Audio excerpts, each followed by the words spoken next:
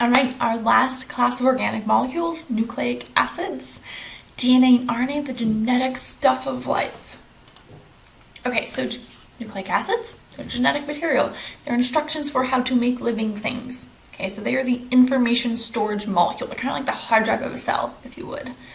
So they store, they transmit, they carry, and send out instructions and express hereditary information. A lot of times that hereditary information is how to build other molecules, right? And so we have two main classes. We have deoxyribonucleic acid, DNA, and ribonucleic acid, RNA. Okay, those are the two main types of nucleic acids, DNA and RNA. They do slightly different things, but they're built in very similar ways. So nucleic acids, their monomer are nucleotides. Okay, so nucleotides are the building blocks of nucleic acids, DNA and RNA. There's some slight differences in the structure of the nucleotides for DNA and RNA, which I expect you to know. But even though they're slightly different, DNA and RNA nucleotides have three basic components. They all have a pentose sugar, a 5-carbon sugar. They all have a phosphate group coming off of that 5th carbon in the sugar. So that's what this 5' means. It means that this is the 5th carbon in the sugar. That phosphate group is coming off that 5th carbon. And they have a nitrogenous base. Okay, so this base is what you usually give a letter A, T, C, G, or U. Okay, so 5-carbon pentose sugar, phosphate group, nitrogenous base. Both DNA and RNA nucleotides have that same basic structure, those three basic components. So, just like amino acids, we alter the side chain. In nucleotides, we alter that nitrogenous base. The structure of that nitrogenous base gives it different properties. Okay? So these ones up here we call pyrimidines, cytosine, thymine, and uracil. Thymine is only found in DNA, so the T is only found in DNA. Uracil, U, is only found in RNA. Okay, so pyrimidines are the single ring nitrogenous bases. The way I remember that is a longer name, smaller structure. Purines, adenine and guanine, both of these are found in DNA and RNA, but they are two nitrogenous rings to their structure. Okay, so we'll still have that phosphate group, we'll still have that pentose sugar, but swap out these different structures, pyrimidines or purines, and that gives us the different letters of DNA and RNA. Again, thymine's only in DNA, uracil is only in RNA. The carbon sugar, the 5-carbon sugar, is also slightly different in DNA and RNA. In DNA, we have what's called a deoxyribose sugar, where it's lacking in oxygen. Right? Deoxy means basically lacking oxygen. So here, on our 2' sugar, on our 2nd carbon, so if you count clockwise from the oxygen, 1', 2' carbon, remember these are carbon molecules right here, or carbon atoms right here. There's no oxygen coming off the 2' sugar in DNA. In ribose, 1st carbon, 1', 2' carbon, there isn't oxygen coming off of there. Okay, so there's a hydroxyl group coming off of the 2nd carbon. That's ribose sugar. That slight difference is the only difference between the sugars in DNA and RNA. Ribose sugar versus deoxyribose. Okay, deoxy, DNA, lacking in oxygen. Again, these numbers, 1', 2', 3', 4', enunciate that apostrophe is a prime, and they're numbering the carbon in that sugar.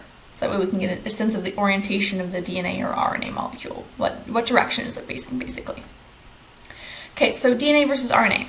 DNA is the genetic material of life, right? It's the stuff that's in our cells, held in the nucleus, and it gives us the instructions for how to make everything that our cell needs to make.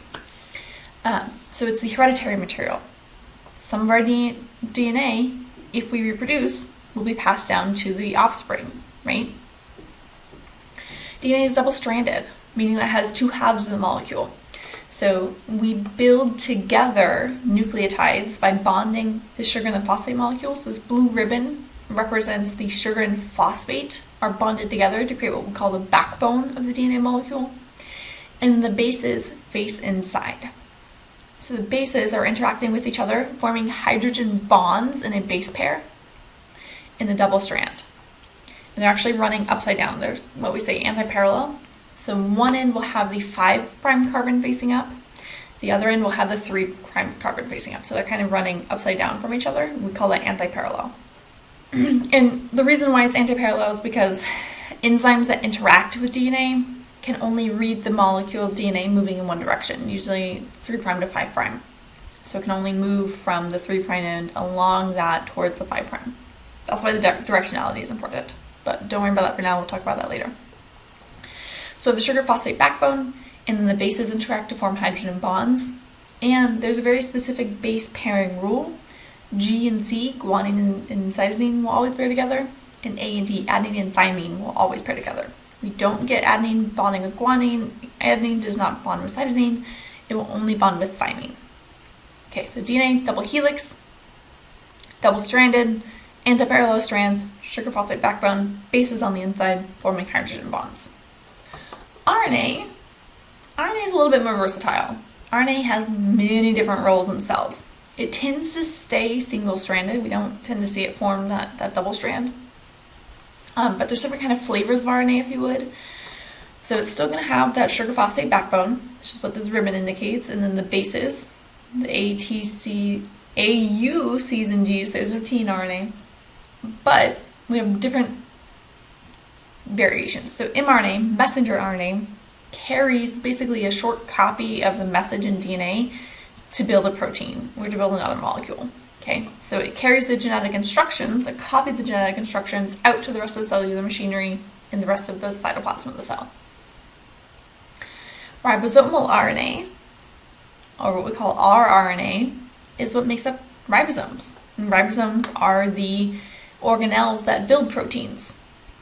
tRNA is called transfer RNA. It also kind of looks like a T.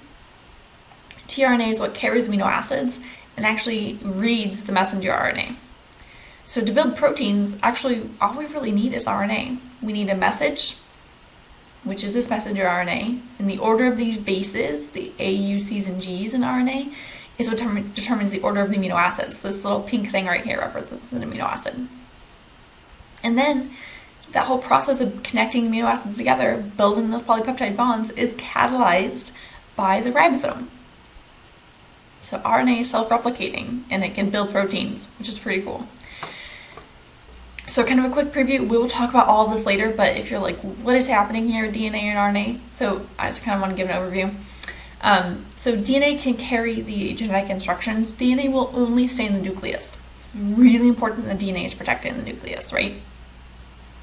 A portion of DNA will get copied into an mRNA molecule, a messenger RNA molecule. That messenger RNA can leave the nucleus. It can head outside of the nucleus. DNA cannot, right? So we're going to take a copy, a single-stranded mRNA copy that contains the same information that's in DNA. mRNA leaves the nucleus, heads out of the nucleus. It's going to hook up with a ribosome, some tRNA, and it's going to build up a polypeptide, which will be folded into a protein, right? So we took that information in DNA, transcribed it into RNA, and then translated it at the ribosome using tRNA to build up a polypeptide, which can then be folded up into a protein. So that's kind of how it all comes together. I just wanted to touch really quickly about a very special type of nucleotide. This is not involved in genetic information, but this is a nucleotide that is super important because it serves as the energy for cells. So this is the beautiful molecule known as ATP. So ATP, adenosine triphosphate. So we have an adenosine nucleotide, but we have 3 phosphate groups here. Instead of just the normal 1 on most nucleotides, we have 3 phosphate groups.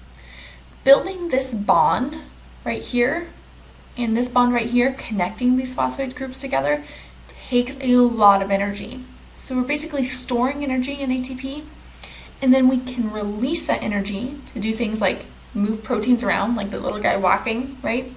That shape change of that protein walking in the cell was caused by cleaving ATP, adenosine triphosphate, into ADP, adenosine diphosphate. So we remove one of those phosphate groups. So to put this in perspective, we consume about our body weight in ATP every day. Okay, so we're using millions and millions of ATP molecules in each of our cells every second, even. Okay, and all it is just adenosine nucleotide with some extra phosphates. And then we break apart that third phosphate off the group, and we can release energy to do stuff. Whether it's move a protein or transport molecules in or out of the cell, whatever a cell needs to do to keep itself alive, it uses ATP for it. We'll spend a whole bunch of time later talking about how ATP is made in the process of cellular respiration, but just want to kind of slide this in here right at the end.